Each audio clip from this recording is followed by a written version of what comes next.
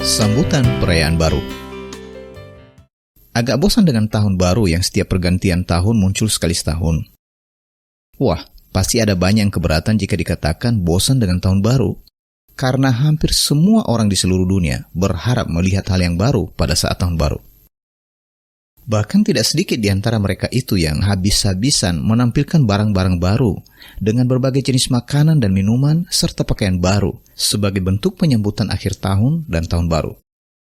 Baiklah, apapun pandangan saudara perihal tahun baru tidak jadi masalah. Tetapi saya ingin membagikan kepada saudara pemberian yang bernilai di akhir tahun ini, yaitu hal yang baru yang Allah sudah siapkan bagi saudara. Semoga pemberian ini sampai kepada saudara dan menjadi sukacita yang bertahan lama. Namun, sebelum Anda buru-buru meninggalkan pesan ini, ada baiknya saudara mengetahui dengan pasti syarat dan ketentuan yang berlaku perihal baru dalam kerajaan Allah. Pertama, pada mulanya segala sesuatu diciptakan dalam keadaan baru. Penciptaan itu berlangsung dalam Al-Masih dan tidak ada satupun yang Allah ciptakan kecuali melalui Al-Masih, yaitu Sang Firman yang telah menjadi manusia. Sebelum ada pemberontakan, semua ciptaan dan makhluk, baik yang di surga maupun yang di bumi, ada dalam Al-Masih dan tetap dalam kondisi baru. Tetapi ketika pemberontakan terjadi, maka setiap ciptaan yang memberontak itu keluar dalam Al-Masih sehingga kurang dari keadaan yang baru, atau dengan kata lain, menjadi binasa, lenyap, usang, dan tidak dalam kondisi baru lagi. Buah pemberontakan atau yang dikenal sebagai dosa, kesalahan, dan pelanggaran itu adalah maut atau kematian.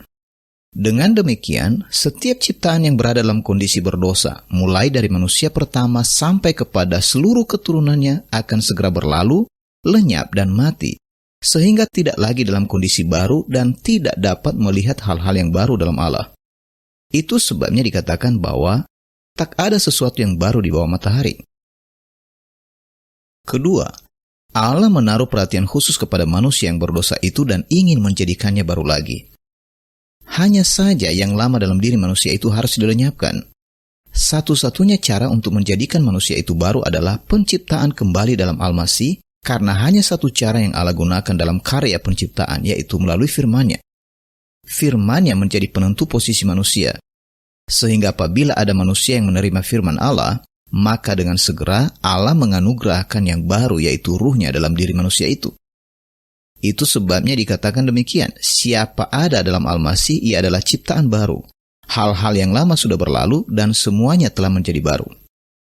Tetapi karena dalam diri manusia yang diampuni dosanya itu masih ada tubuh dan jiwa yang lama, maka Allah hendak membinasakan kedua hal itu secara bertahap, agar manusia ciptaan baru itu dapat hidup baru dengan jiwa yang baru dan tubuh yang baru. Caranya adalah, pertama, tahap pelenyapan jiwa yang lama atau yang dikenal dengan penanggalan manusia lama. Kedua, tahap pelenyapan tubuh yang lama atau yang dikenal dengan kematian fisik. Oleh sebab itu, seorang yang ingin menerima dan melihat hal-hal yang baru dari Allah, pertama-tama diperlukan kerelaan penerimaan penebusan Allah yang disediakannya dalam Al-Masih melalui berita Injil, oleh penginsafan dan pemeteraian Roh Suci.